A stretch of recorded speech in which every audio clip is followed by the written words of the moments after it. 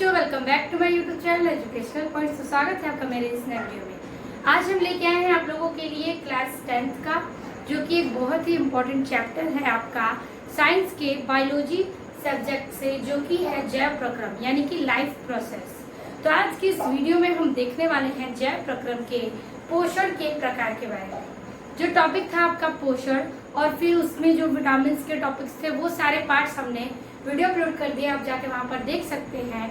आज के इस वीडियो में हम देखेंगे पोषण के प्रकार, यानी पोषण कितने प्रकार के होते हैं, इनके क्या क्या कार्य हैं, क्या परिभाषा है, कैसे आपको बोर्ड एग्जाम में लिखना है, ये सारी चीजें हम आज की इस वीडियो में डिस्कस करेंगे।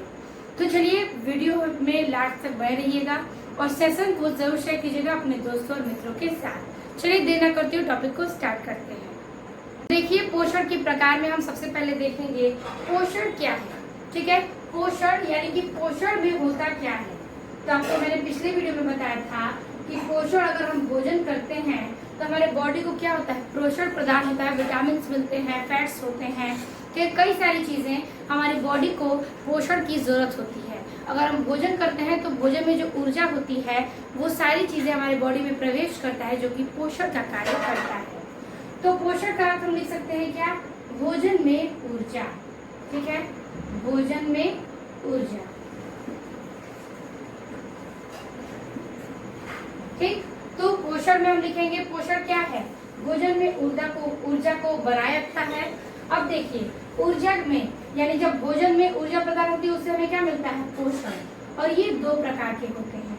ठीक है, एक होता है स्वपोषी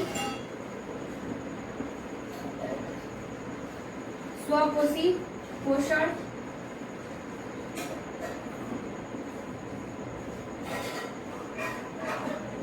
और दूसरा होता है परपोषण, यानी स्वपोषी, या इसे कर सकते हैं हम स्वपोषण। और एक होता है परपोषण या विषम पोषण।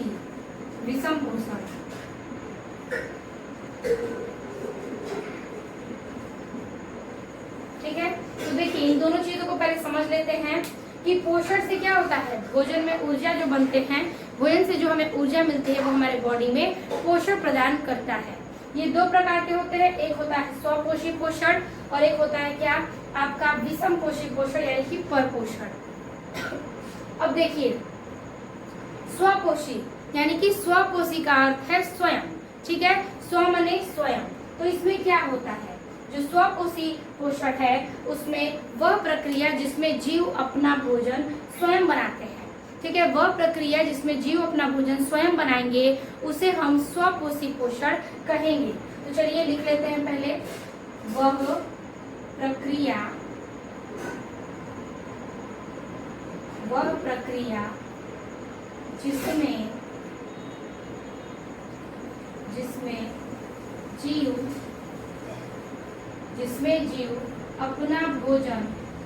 भोजन स्वयं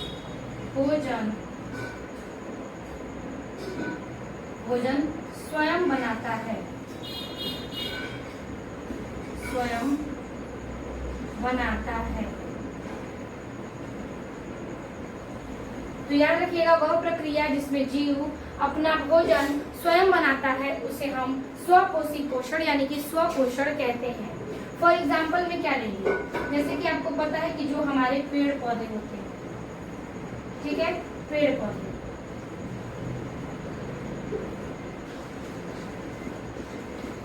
पौधे क्या करते हैं, अपना भोजन स्वयं बनाते हैं। इन्हें भोजन की आवश्यकता नहीं होती, ये क्या करते हैं, अपना भोजन स्वयं बनाते हैं, अपना पेट खुद भरते हैं। तो ये क्या है, स्वपोषी है। तो स्वपोषी में क्या आएगा आपका, पेड़ पौधा, क्योंकि स्वपोषी पोषण क्या है, जो यहाँ पर क्या है कि वह प्रक्रिया जिसमें जीव, कोई भी जीव हो, अगर वह भोजन अपना स्वयं मतलब बनाता है, खुद के शरीर से किसी की सहायता नहीं लेता, तो उसे हम कहते हैं क्या, स्वपोषी पोषण। एग्जाम्पल में आप लिखेंगे पेड़ पौधे। अब हम बात करेंगे परपोषण यानी कि परजीवी यानी कि विषम पोषी पोषण में। तो इसमें लिखेंगे कि वह प्रक्रिया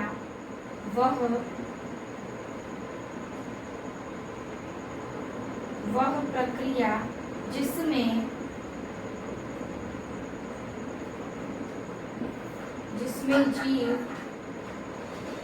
जिसमें जीव अपना भोजन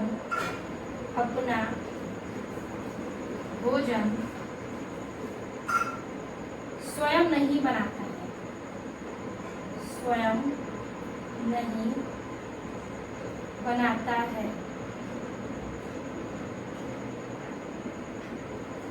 ठीक है, तो यहाँ पर देखिए क्या क्या होता है, स्वपोषी पर निर्भर रहता है। देख सकते हैं, स्वपोषी पर निर्भर रहता है।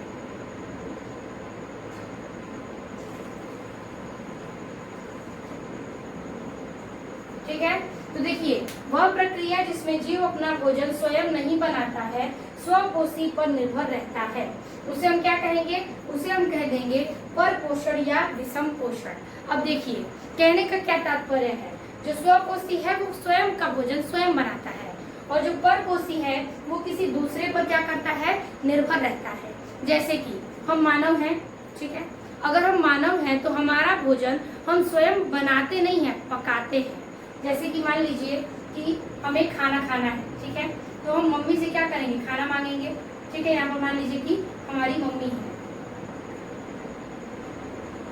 ठीक है, और हमें खाना चाहिए, खाना, तो ये खाना लाएंगी कहाँ से, हमारी मम्मी खाना लाएंगी कहाँ से, तो वो खाना बनाती नहीं है। ठीक है, अगर वो खाना बनाती नहीं है, लेकिन पेड़ पौधे अपना खाना बनाते हैं, हमारी मम्मी खाना बनाती नहीं, पकाती है।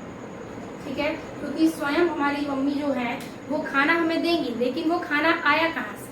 ठीक है, जैसे कि हम चावल, गेहूं, आटा, ये सारी चीजें खाते हैं, फल खाते हैं, सब्जियां खाते हैं, वो सब कहाँ से आती हैं, वो सब आते हैं पेड़ पौधे से। ठीक है, पेड़ पौधे से आते हैं।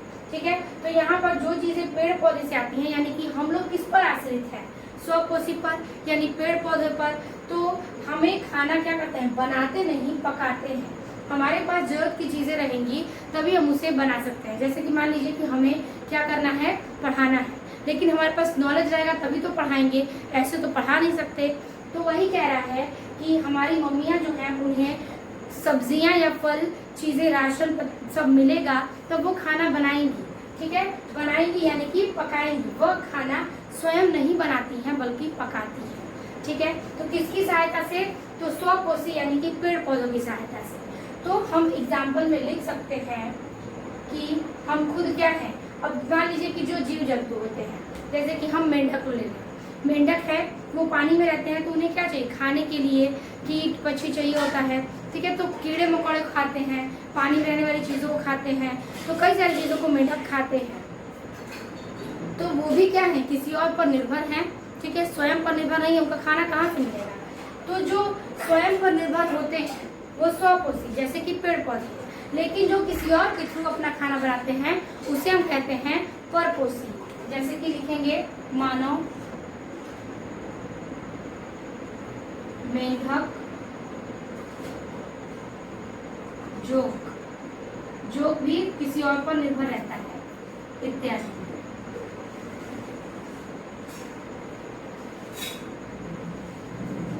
तो हमने यहाँ पर समझा दो प्रकार, क्या, स्वपोषी पोषण जो कि यह प्रक्रिया जिसमें जीव अपना भोजन स्वयं बनाता है उसे हम स्वपोषी पोषण कहेंगे, और परपोषण में यानी कि वह प्रक्रिया जिसमें जीव अपना भोजन स्वयं नहीं बनाता है, स्वपोषी पर निर्भर रहता है, जैसे कि मानव, मेंढक, जोक इत्यादि।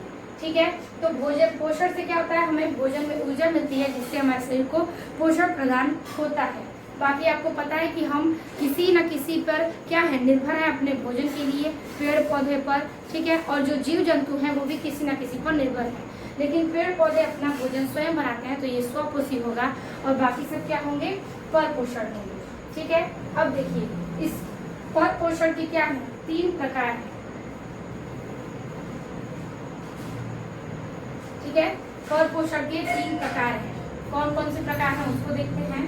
तो सबसे पहले आता है प्राणी संपोषण, प्राणी समभोजी पोषण।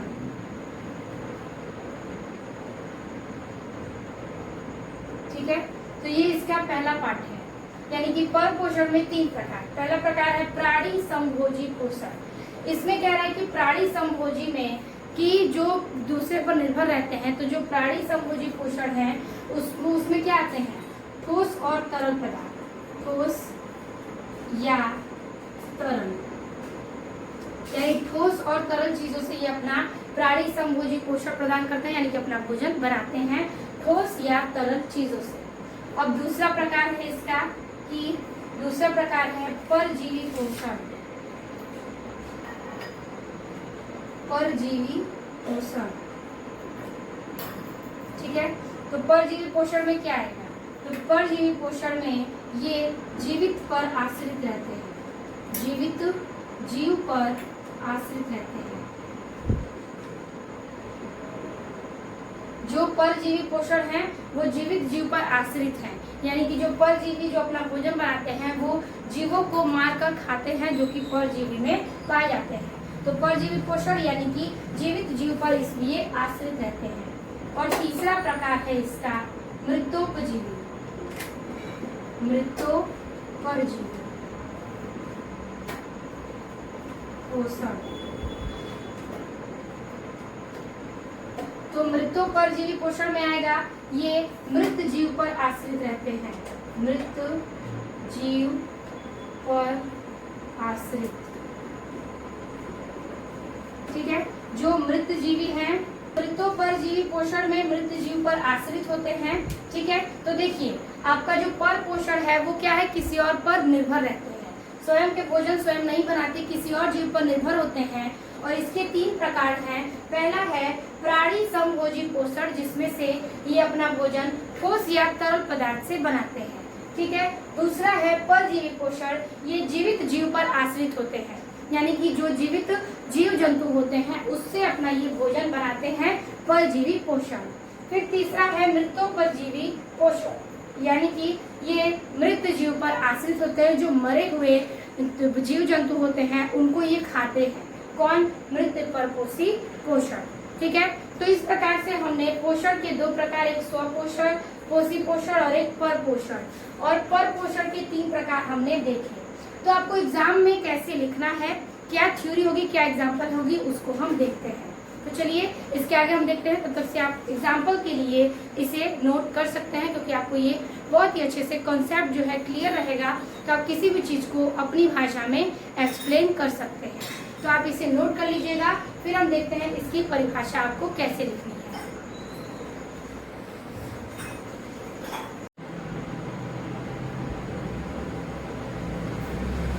तो इसके आगे आपको किस प्रकार से परिभाषा लिखना है और एग्जाम्पल वो देखते हैं। तो देखिए पहला है स्वपोषण।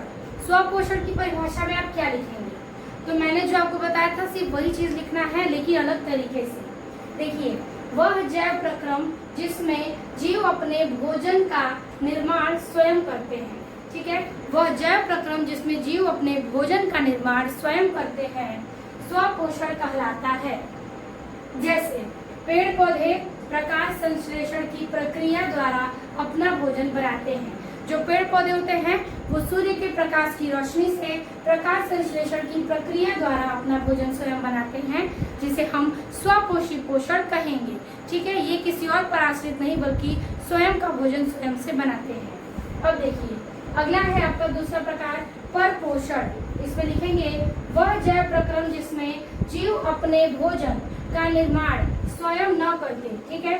वह जैव प्रक्रम जिसमें जीव अपने भोजन का निर्माण स्वयं नहीं करता बल्कि दूसरे जीवों पर निर्मित किए गए, यानी दूसरे किसी जीव पर निर्मित यानी निर्माण किए गए भोज्य पदार्थ से पोषण प्राप्त करते हैं, पर पोषण कहलाते हैं। जैसे कि हम मानव हैं तो हमें अपना भोजन पकाना है, लेकिन भोजन की सामग्री जो है वो कहीं और से आती है, जैसे कि पेड़ पौधों से आती है, फल फूल हुए पेड़ पौधों से हमें प्राप्त होते हैं। तो ये सारी चीज़ से हम अपना भोजन बनाते हैं। तो हम भी किस पर आश्रित हैं, स्वपोषी पर। तो वही चीज़ कह रहा है कि जो हम अपना भोजन, जो जीव अपना भोजन स्वयं नहीं बना पाते बल्कि अपने भोजन के लिए किसी और जीव पर आश्रित रहते हैं, किसी और चीज़ पर आश्रित रहते हैं, उसे हम परपोषी पोषण कहते हैं। जैसे मानव, मेंढक, जोक इत्यादि, ठीक है। और जीवों के आधार पर, ठीक है, अगर हम जीव की बात करें तो जीवों के आधार पर पोषण को 3 भागों में बांटा गया है। अब पर पोषण को 3 प्रकार में बांटा गया है, वो भी मैंने आपको बताया। क्या था, एक प्राणी समभोजी पोषण, दूसरा था आपका परजीवी पोषण और तीसरा था मृतो परजीवी पोषण। उन तीनों की परिभाषा और एग्जाम्पल देखते हैं क्योंकि वो भी क्वेश्चन इंपॉर्टेंट है और इसके प्रकार हैं तो हम उसे भी समझना इम्पोर्टेंट है। तो ये नोट्स के तौर पर आप इसका स्क्रीनशॉट ले लीजिए, फिर हम उन तीनों प्रकार को देखते हैं।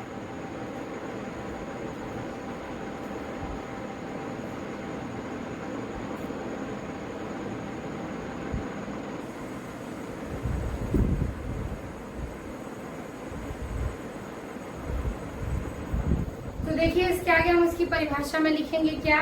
पहला है प्राणी समभोजी पोषण। इसमें लिखेंगे कि वह जैव प्रक्रम जिसमें जीव अपने भोजन को ठोस रूप में ग्रहण करते तथा उसका भक्षण करते हैं। ठीक है, कह रहा है कि वह जैव प्रक्रम जिसमें से जीव जो अपना भोजन है वो ठोस रूप में ग्रहण करते हैं, ठीक है, यानी कठोर रूप में, और उसका भक्षण करते हैं। ठीक है, भक्षण मतलब मारना, तो भक्षण करते हैं, प्राणी समभोजी पोषण कहलाता है। यानी ठोस रूप में चीजों को ग्रहण करना, भक्षण करना, मारना, ये किसमें आता है, आपका प्राणी समभोजी पोषण में आता है। जैसे कि अमीबा, मनुष्य, मेढक इत्यादि। ठीक है, ये सारी चीजें क्या है, प्राणी समभोजी पोषण में आती है। अगला है मृतोपरजीवी पोषण। इसमें लिखेंगे कि वह जैव प्रक्रम जिसमें जीव अपने भोजन की प्राप्ति के लिए, ठीक है, वह जैव प्रक्रम जिसमें जीव अपने भोजन की प्राप्ति के लिए दूसरे मृत जीवों पर और मृत जीवों के अवशेषों तथा उत्सर्जी पदार्थों पर निर्भर रहते हैं, मृतोपरजीवी पोषण कहलाते हैं। ठीक है, कह रहा है कि वह जैव प्रक्रम जिसमें जीव अपना भोजन, ठीक है, अपने भोजन की प्राप्ति के लिए, ठीक है, जिसमें जीव अपने भोजन की प्राप्ति के लिए दूसरे मृत जीवों पर क्या होता है, अपने भोजन की प्राप्ति के लिए दूसरे कोई मरे हुए जीव को, ठीक है, मृत जीवों को, ठीक है, अवशेषों तथा उत्सर्जी पदार्थों, जो उसके उत्सर्जी पदार्थ होते हैं, अपशिष्ट पदार्थ, उन पदार्थों पर निर्भर रहते हैं, मृतोपजीवी पोषण कहलाता है। जैसे जैसे हो गया आपका कवक, बैक्टीरिया, प्रोटोजोआ इत्यादि। ठीक है, बैक्टीरिया भी क्या होते हैं, बॉडी पर किसी खाने पर उसके अपशिष्ट पदार्थ पर बैठते हैं, वैसे ही बैक्टीरिया हो गया, कवक हो गया, प्रोटोजोआ हो गया इत्यादि। अगला है परजीवी पोषण। इसमें लिखेंगे कि वह जैव प्रक्रम जिसमें जीव अपने भोजन की प्राप्ति के लिए दूसरे जीवों पर निर्भर रहते हैं। ठीक है, परजीवी में ऐसे जो जीव हैं, ऐसे जैव प्रक्रम जिसमें अपने भोजन की प्राप्ति के लिए किसी दूसरे जीवित जीवों पर, ठीक है, किसी दूसरे जीवित जीवों पर आश्रित रहते हैं, निर्भर रहते हैं, उन्हें हम परजीवी पोषण कहते हैं। फॉर एग्जाम्पल जू, जैसे हमारे बाल में जू होते हैं, तो वो क्या है, हमारे बाल के खून में, नस में, मतलब क्या होते हैं, चीज़ों को खींचते हैं और अपना पेट भरते हैं। तो वो किस पर निर्भर है, हम पर निर्भर है। फिर जोंक हो गया या फिर अमरबेल इत्यादि। तो ये तीनों चीज़ें पर पोषण के 3 प्रकार थे। तीनों प्रकार में जीवों पर आधारित ये सारी चीज़ें हैं, एक मृत है, एक जीवित है और एक दूसरे पर क्या है, निर्भर है। तो इस प्रकार से हमने इस टॉपिक में तीनों की परिभाषा उदाहरण देख लिया। तो आप इसका स्क्रीनशॉट ले लीजिए, फिर हम आगे देखते हैं इसके टॉपिक को।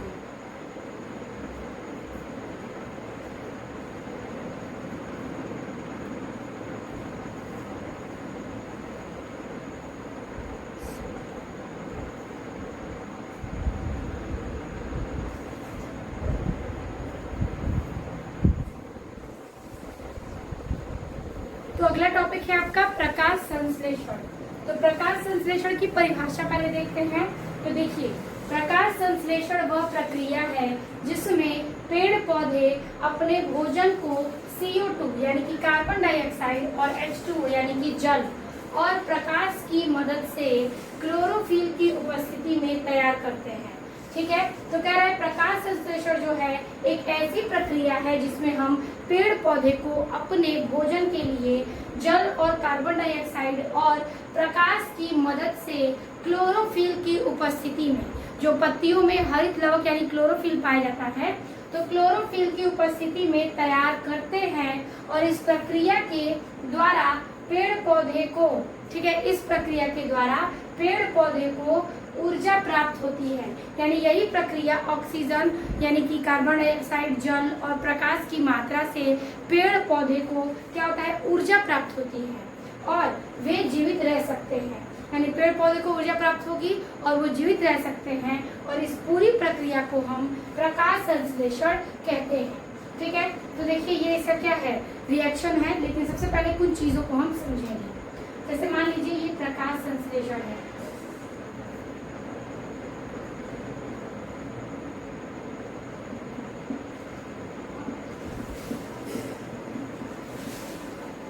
ठीक है, तो प्रकाश संश्लेषण का क्या कार्य है? तो प्रकाश संश्लेषण जो है वो भोजन बनाने की एक प्रक्रिया है। तो इसमें हम लिख सकते हैं भोजन बनाने की प्रक्रिया, भोजन बनाने की प्रक्रिया। ठीक है, तो प्रकाश संश्लेषण एक भोजन बनाने की प्रक्रिया है। इससे हमें क्या क्या प्राप्त होता है? तो इससे प्राप्त होता है जल।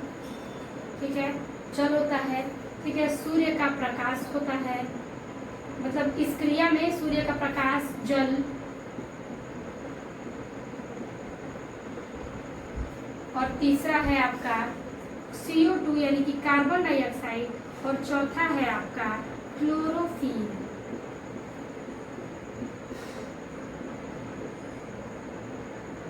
तो प्रकाश संश्लेषण की क्रिया इन 4 चीजों से होती है, जल से, सूर्य के प्रकाश से, कार्बन डाइऑक्साइड से और क्लोरोफिल से।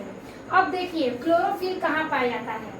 तो हमने बोला कि प्रकाश की मदद से क्लोरोफिल की उपस्थिति में, यानी पेड़ पौधे हैं तो उसमें जाहिर सी बात है कि पत्ते होंगे, पत्तियां होंगी।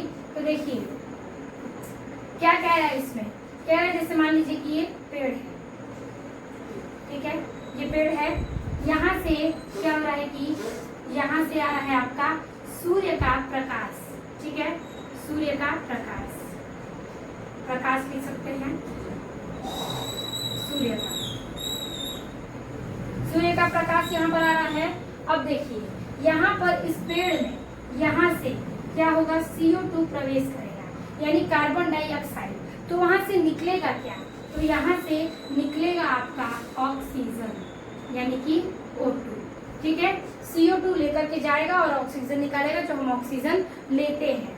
अब देखिए क्या होगा कि ये चीजें जो पेड़ पौधे में है, सूर्य का प्रकाश यहाँ से आ रहा है, कार्बन डाइऑक्साइड यहाँ से ले रहा है, तो फिर देगा क्या वो हमें ऑक्सीजन प्रदान करेगा यानी कि O2 ऑक्सीजन बाहर निकाल सकता है। ठीक है, तो इसको हम नहीं लिखेंगे, यानी कि हमारा प्रकाश आ रहा है और कार्बन डाइऑक्साइड इसमें मिल रहा है। अब मान लीजिए जैसे कि ये पत्ती है।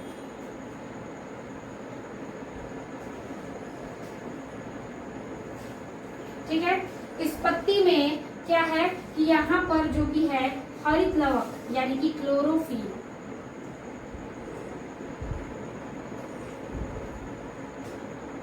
क्लोरोफिल इन पत्तियों में यानी कि हरित लवक पाए जाते हैं। ठीक है, इन पत्तियों में जो हरी पत्तियां हैं उनके बीच में प्रवेश करता है क्या, क्लोरोफिल यानी कि हरित लवक। और जो पेड़ है उसमें सूर्य का प्रकाश पड़ता है और यहाँ से कार्बन डाइऑक्साइड जाता है। तो हमें क्या होता है, पेड़ को पोषण मिलता है इस पूरे प्रकाश संश्लेषण की प्रक्रिया में। ठीक है, प्रकाश संश्लेषण क्या है? तो भोजन बनाने की प्रक्रिया है जिसमें हमें क्या क्या मिलते हैं, तो जल, सूर्य का प्रकाश, CO2 और क्लोरोफिल। ये सारी चीजों से हमारे ये प्रकाश संश्लेषण की क्रिया पूरी होती है, जिसमें हम लिखेंगे कि प्रकाश संश्लेषण वह प्रक्रिया है जिसमें पेड़ पौधे अपना भोजन CO2 यानी कार्बन डाइऑक्साइड, H2O यानी कि जल और प्रकाश की मदद से क्लोरोफिल की उपस्थिति में, यानी कि इस क्लोरोफिल की उपस्थिति में क्या होता है, तैयार करते हैं। और इस प्रक्रिया के द्वारा पेड़ पौधों को ऊर्जा प्राप्त होती है और इस पूरी प्रक्रिया के कारण ही पेड़ पौधों को ऊर्जा प्राप्त की जाती है। ठीक है, और जिसे पेड़ पौधे जीवित रह सकते हैं और इस पूरी प्रक्रिया को हम प्रकाश संश्लेषण कहते हैं। ये है इसका क्या, रिएक्शन। तो रिएक्शन को समझते हैं। तो देखिए दिया गया है 6CO2 + 12H2O। तो ये क्या है, तो देखिए ये सूर्य का प्रकाश है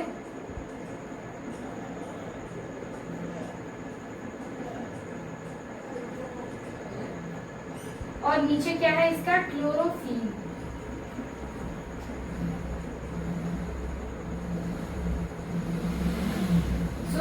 प्रकाश और क्लोरोफिल की उपस्थिति में ये हमारा जो कार्बन डाइऑक्साइड और जल है वो पूरा होता है किस प्रक्रिया में, तो ये है फॉर्मूला आपका किसका, तो ग्लूकोज का। तो चलिए पहले हम इसको लिखते हैं। देखिए हमने यहाँ पर क्या लिया, हमने ये लिया कि आपका कि कार्बन डाइऑक्साइड, ठीक है, और जल।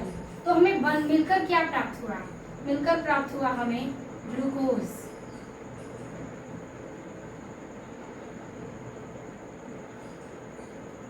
ग्लूकोज प्राप्त हुआ, ठीक है। और यहाँ पर O2 क्या है, ये O2 आपका ऑक्सीजन है।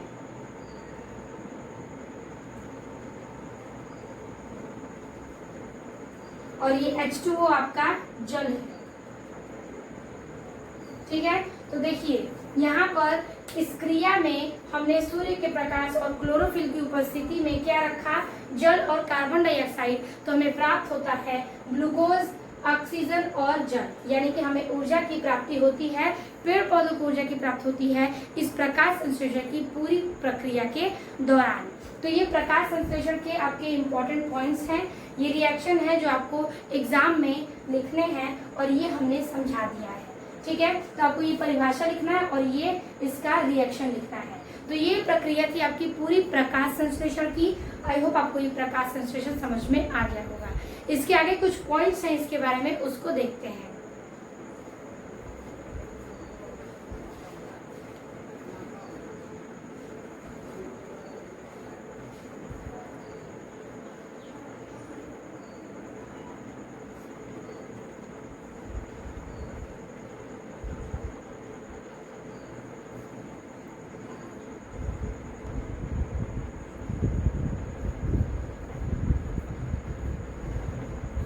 तो देखिए प्रकाश संश्लेषण का जो आगे है, प्रकाश संश्लेषण की प्रक्रिया के चरण, ठीक है। तो प्रकाश संश्लेषण की चरण क्या है, क्या क्या चीजें कैसे होती हैं उसको देखेंगे। तो देखिए 4 चरण है। पहले में कह रहा है क्लोरोफिल द्वारा प्रकाश ऊर्जा को अवशोषित करता है, ठीक है। जैसे कि पत्तियों में क्लोरोफिल पाए जाते हैं, मैंने आपको अभी बताया। तो इस क्लोरोफिल में जो प्रकाश की ऊर्जा पड़ती है, प्रकाश की जो ऊर्जा पड़ती है, प्रकाश ऊर्जा को क्या करता है, अवशोषित करता है ये क्लोरोफिल। तो पहले चरण की प्रक्रिया यही है कि जो क्लोरोफिल है वो प्रकाश ऊर्जा को क्या करता है, ऑब्जॉर्व करता है, अवशोषित करता है, ठीक है। अब देखिए दूसरा कह रहा है कि प्रकाश ऊर्जा को रासायनिक ऊर्जा में रूपांतरित करना, यानी जो प्रकाश ऊर्जा है रिएक्शन में उसको रासायनिक ऊर्जा में यानी ग्लूकोज में कन्वर्ट करना, ये क्या है कि रासायनिक इसकी प्रक्रिया है। अब देखिए तीसरा, जल के अणुओं को, जो जल के अणु होते हैं उसको हाइड्रोजन तथा ऑक्सीजन में अपघटन करता है, ठीक है। तो जल के अणु जो है हाइड्रोजन और ऑक्सीजन उसको क्या करता है कि अपघटन करने का कार्य करता है। और चौथा, कार्बन डाइऑक्साइड का ग्लूकोज में अपचयन करता है। तो जो कार्बन डाइऑक्साइड है CO2, तो हम 6 की मात्रा लेते हैं तो हमारा C6H12O6 प्राप्त होता है, जो कि जल और हमारा H2O और CO2 से मिलकर बनता है, ठीक है, C6H12O6। तो वही पूरी प्रक्रिया है कि जो कार्बन डाइऑक्साइड है वो ग्लूकोज में अपघटन करता है और जो जल के अणु है वो हाइड्रोजन और ऑक्सीजन में अपघटन करते हैं। तो ये 4 प्रक्रिया आपके प्रकाश संश्लेषण की है, जो कि क्रम विधिवत ये लिखी गई है। तो इस प्रक्रिया में हमने यहाँ पर देखा प्रकाश संश्लेषण की प्रक्रिया को। तो आज के इस वीडियो में हम देखा हमने प्रकाश संश्लेषण के बारे में, पोषण के प्रकार के बारे में और परपोषी के प्रकार के बारे में। तो आज के इस वीडियो में बस इतना ही। वीडियो अच्छी लगी तो लाइक कमेंट अपने दोस्तों को जरूर शेयर कीजिएगा। फिर से मिलेंगे इसके नए पार्ट में नए वीडियो के साथ। तब तक के लिए धन्यवाद।